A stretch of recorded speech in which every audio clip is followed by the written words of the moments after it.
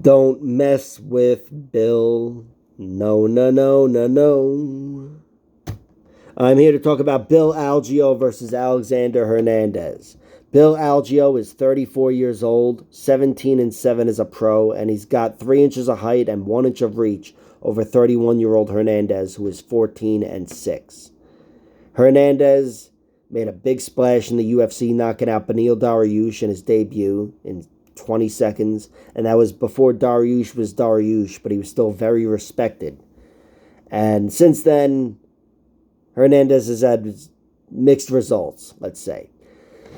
He's got a record of 14-6, 6 knockouts, and I'm guessing 6 of them come in round 1. We've seen a good amount of them in the UFC already.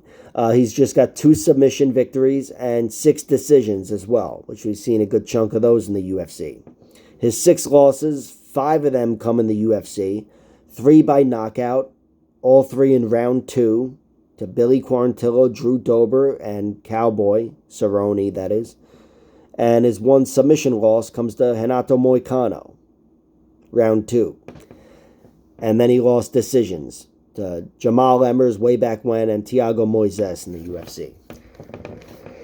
Hernandez is, I don't want to say he's a front runner, but he's a guy that, he's a guy that's won decisions again, scratch and clawed for decisions over Jim Miller earlier this year, even though the last minute of the fight, he almost had the round and fight stolen, in my opinion, with a rear naked choke from Jim Miller. We've seen him win decisions over Francisco Trinaldo, which was a bad decision, in my opinion, horrible decision, and Olivier Aubin Mercier, most impressively. That was his 2nd fight in the UFC, I believe, and I was really impressed he won that one at that point, but now, since then, it's a win that's gotten a lot better with age, as Olivier Aubin Mercier is kicking ass in the PFL, winning million after million. No, well, 1 million so far. But Hernandez is a guy that has that danger in round 1 because he is so athletic and so physically strong. And that's me describing him as a lightweight, by the way. I should have mentioned at the top, this is a featherweight bout. Hernandez has made the cut before, but he's kind of fluctuated. I forget the circumstances with the Jim Miller fight, but either way, he's back down to featherweight here. He had a tough debut in featherweight in the UFC, fighting Billy Quarantillo. Billy Quarantillo, who is, in my opinion, very similar to Bill Algeo. I think Quarantillo is a little more physically imposing, slightly, but these guys are both volume guys that depend on their gas tank and durability, and I think it's a similar matchup in a lot of ways. He is at featherweight here, and you got to wonder how that's going to affect his gas tank as well, cutting those extra 10 pounds, especially when you're a big enough guy like Hernandez. That's something that could work against you in round 3 and even round 2, and that's precisely where Bill Algeo thrives. He's a guy who is always up against it physically. Always. He's never got the athletic advantage over his opponent, ever. Which usually means he loses round 1. Or at the very least, it takes him some time to get going. But on the flip side of that coin, that athletic coin, he doesn't burn himself out. He's not feeding all these muscles and burning himself out. Bill Algeo will be there in round 3. I think Hernandez's best course of victory, if it still is a course of victory for him, would be to out-wrestle Bill Algeo. I mean, do whatever you want in round 1. I think Hernandez can really do well on the feet against anybody, really, in round 1, just the way he works. But I think Bill Algeo is a guy that needs to be neutralized, and you need to really manage your gas tank when you're fighting a guy like Bill Algeo. He just paid this price against Billy Quarantillo last year. It was a fight in which Hernandez came out and looked incredible, like he usually does, but then fell off. Things turned around, and things turned around pretty quickly. And then he was just drowning. And Algeo is a very dangerous guy as the fight goes on.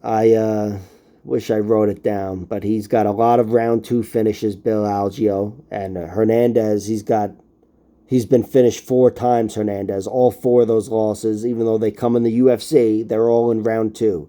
Drew Dober, Billy Quarantillo, and Cowboy Cerrone TKO'd him, and Renato Moicano submitted him. Bill Algeo, he may not be, certainly not as good or imposing on the ground as Moicano, and on the feet, he's not as dangerous or imposing as Cowboy, Dober, or Billy Quarantillo, but he does have a reliable gas tank. I mean, that is his top trait as a fighter and his biggest strength. And just, knowing Alexander Hernandez has that problem that plagues him anyway, at any weight, but now that he's sucking an extra 10 pounds of water out of his body the night before the fight, I do think he's going to be drowning if he finds himself in round 3 with Bill Algeo. Unless, of course, he's able to take him down and just hold him there and really manage his energy. Hernandez is a guy who had good energy and good grappling. He won a decision over OAM, Olivier Aubin Mercier, in his second fight in the UFC. It's been there for him in the past, but here I'm picking against him. Bill Algeo is a dangerous enough guy. Again, not the most physically imposing, but his striking is good, and once he gets going, he's pretty crafty. He's got a mean head kick. It's gotten him some nice finishes and even hurt some other guys. John DeJesus, I believe he hurt him with a head kick and then ended up getting him out of there on the ground in round 2. He also got like a jumping switch kick knockout or something. I don't know if the guy Heckman or whatever the fuck. Maybe that was a different fight. But either way, Bill Algeo, he's deceptively dangerous. He's never going to look like Joe Anderson Brito, who he ironically beat a few fights ago. But Bill Algeo, he's deceptively dangerous as the fight goes on. I'm saying all this to, get me to my point that I will bet on him to win by rounds 2 and 3 finish. Because that is how I just see Bill Algeo's strengths and Alexander Hernandez's weaknesses bringing me to a round 2 or round 3 finish for Bill Algeo.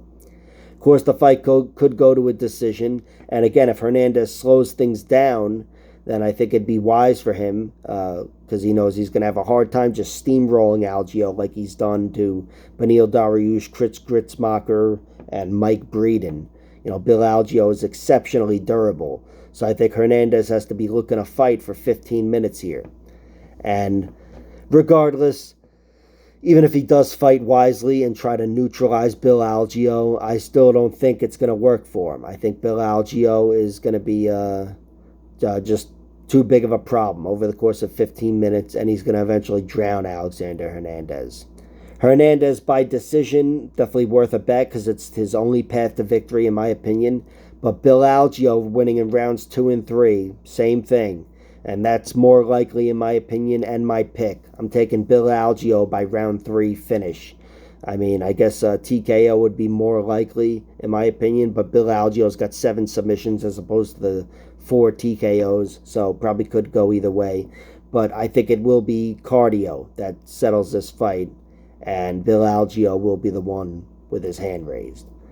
And of course his money line at minus 145 as well. That came down. I bet on that like minus 160 a week ago, and then yesterday it was at like almost even odds, but now it's come back down a little. Still, I think it's worth it because Bill Algeo is my pick to win this fight. I'm trusting him, and again, I think the only way Hernandez wins this fight is by slowing down Bill Algeo and dry humping him. So that's that. Like, share, subscribe, all that horse shit, and check out my other videos.